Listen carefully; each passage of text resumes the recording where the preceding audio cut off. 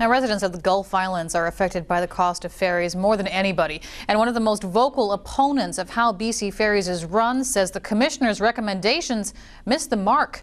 Dean Stoltz has more from Quadra Island. Kind of disappointed. Jim Abram is a longtime resident of Quadra Island. He's a regional district director and on the local BC Ferry Advisory Committee. He knows his ferries and isn't impressed with what he heard Tuesday from the ferry commissioner. We don't need to see inflationary increases. We need to see a reduction. There's no reduction talked about.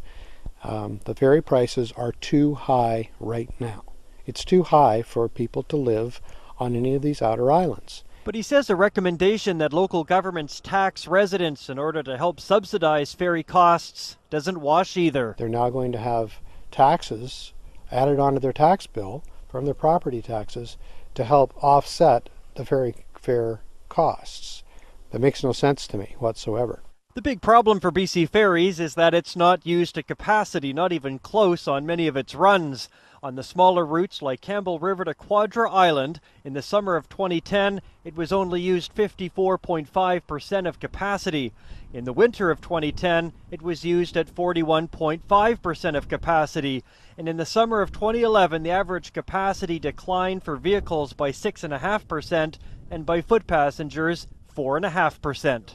Dawn Ross also lives here. She says the numbers don't surprise her. I'm an average income earner here on Quadra, and I can't afford to go back and forth to Campbell River. Abram says the only answer is to make it more affordable, and the only way to do that is to make it part of the highway system and make every British Columbian pay for it. Everybody should be paying, just like everybody pays for the rest of the highway system. This highway is no different. It's exactly the same. It just happens to be over a stretch of water. It's only, 2.5 kilometers wide, and yet we pay this outrageous price to cross it.